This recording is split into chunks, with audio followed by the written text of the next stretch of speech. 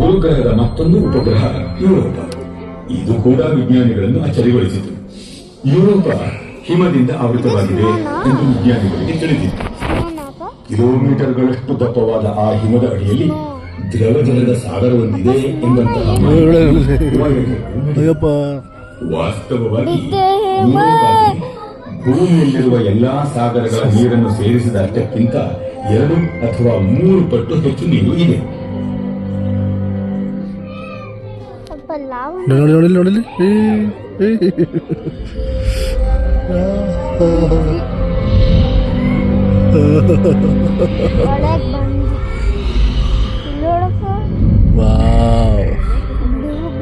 Super ಅಲ್ಲ.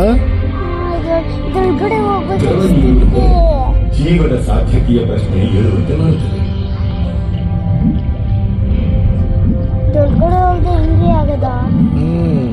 ಯುರೋಪಾದ ಸಮುದ್ರಗಳಲ್ಲಿ ಜೀವ ವಿಕಾಸ ಸಂಭವಿಸಿರಬಹುದೇ? ಬುದ್ಧಿವಂತ ಜೀವಿಗಳು ಅಲ್ಲಿ ಇರಲಾರವು. ಆದರೆ ಅತಿ ಸೂಕ್ಷ್ಮಾಣು ಜೀವಿಗಳೇ ಅಲ್ಲಿ ಕಂಡುಬಂದರೂ ಅದು ವಿಜ್ಞಾನದಲ್ಲಿ ಒಂದು ಕ್ರಾಂತಿಯನ್ನೇ ಉಂಟು ಮಾಡುತ್ತದೆ.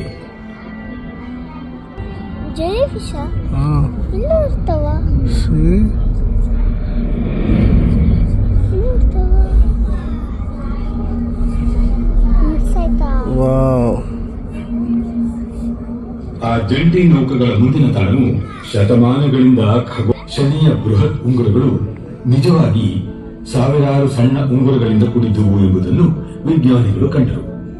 ಆ ಹೊಳೆಯುವ ಸುಂದರ ಉಂಗುರಗಳಲ್ಲಿ ಹೆಚ್ಚಿನ ಭಾಗವು ಹಿಮದಿಂದಲೇ ರೂಪಿತವಾಗಿತ್ತು. ಸೂಕ್ಷ್ಮ ಧೂಳಿನ ಕಣಗಳ ಗಾತ್ರದಿಂದ ಹಿಡಿದು ಕೆಲವು ತುಂಡುಗಳು ಗಾತ್ರಕ್ಕಿಂತಲೂ ದೊಡ್ಡವಾಗಿದ್ದವು. ಶನಿ ಗ್ರಹದ ಅತಿ ದೊಡ್ಡ ಉಪಗ್ರಹ ಇದು ಉಂಗುರಾಕಾರದಲ್ಲಿದೆಯಲ್ಲ, ಅದರಲ್ಲಿ ಒಂದು ಅದ್ಭುತ ಸರೋವರ ಪ್ರದೇಶವನ್ನು ಕಂಡಿತು. ಭೂಮಿಯನ್ನು ಹೊರತುಪಡಿಸಿ ಸೌರಮಂಡಲದಲ್ಲೇ ದ್ರವವು ಆಕಾಶಕಾಯಿಯೊಂದರ ಮೇಲ್ಮೈಯಲ್ಲಿ ಕಂಡುಬಂದ ಏಕೈಕ ಸ್ಥಳವು. ಆದರೆ ಇಲ್ಲೊಂದು ವ್ಯತ್ಯಾಸವಿತ್ತು. ಟೈಟನ್ನ ಸರೋವರಗಳು ನೀರಿನಿಂದಲ್ಲ, ದ್ರವ ಮಿಥೇನ್ನಿಂದ ನಿರ್ಮಿತವಾಗಿದ್ದವು. ಟೈಟನ್ ಅತಿ ದಟ್ಟವಾದ ವಾತಾವರಣ ಹೊಂದಿರುವ ಏಕೈಕ ಉಪಗ್ರಹ. ಆ ವಾತಾವರಣ ಎಷ್ಟು ದಟ್ಟವಾಗಿದೆ ಎಂದರೆ ಟೈಟನ್ನಲ್ಲಿನ ಮಧ್ಯಾಹ್ನವು ನಮಗೆ ಸಂಜೆ ಕತ್ತಲಿನಂತಿರುತ್ತದೆ. ಟೈಟನ್ನ ಈ ಭೇಟಿಯೇ ವಾಯೇಜರ್ 1ರ ಪಾಲಿಗೆ ಸೌರಮಂಡಲದೊಳಗಿನ ಕೊನೆಯ ತಾಣವಾಯಿತು. ಆ ಮನಮೋಹಕ ಉಪಗ್ರಹದ ಸಮೀಪ ಧಾವಿಸುತ್ತಿದ್ದಂತೆಯೇ ನೌಕೆಯ ಪಥವು ಸಂಪೂರ್ಣವಾಗಿ ಬದಲಾಯಿತು. ಶನಿಯ ಭಾರೀ ಗುರುತ್ವಾಕರ್ಷಣೆಯನ್ನು ಮೀರಿ ಅಂತರಿಕ್ಷದಲ್ಲಿ ಮುಂದೆ ಸಾಗಿತು. ಆದರೆ ವಾಯೇಜರ್ 2 ಮಾತ್ರ ಹೀಗೆ ಮಾಡಲಿಲ್ಲ.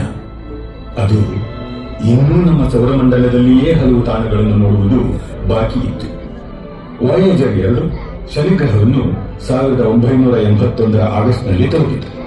ತನ್ನ ಜೋಡಿಯಾದ ವಾಯೇಜರ್ 1 ತಲುಪಿದ 9 ತಿಂಗಳ ನಂತರದ ಭೇಟಿಯದು.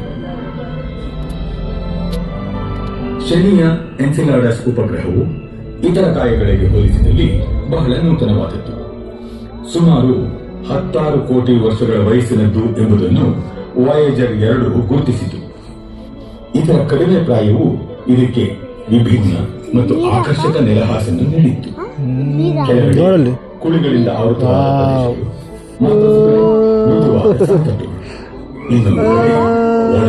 ಮುರಿದ ಮೇಲ್ಮೈ, ಅನೇಕ ಬಂಡೆಗಳ ಸಾಲುಗಳು, ಪರ್ವತ ಶ್ರೇಣಿಗಳು ಮತ್ತು ಉದ್ದನೆಯ ಬಿರುಕುಗಳು ಕಂಡುಬಂದವು.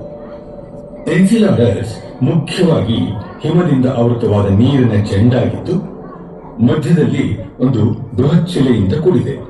ಇದರ ಬಿಳಿ ಹಿಮದ ಮೇಲ್ಮೈ ಸಂಪೂರ್ಣ ಸೌರಮಂಡಲದಲ್ಲೇ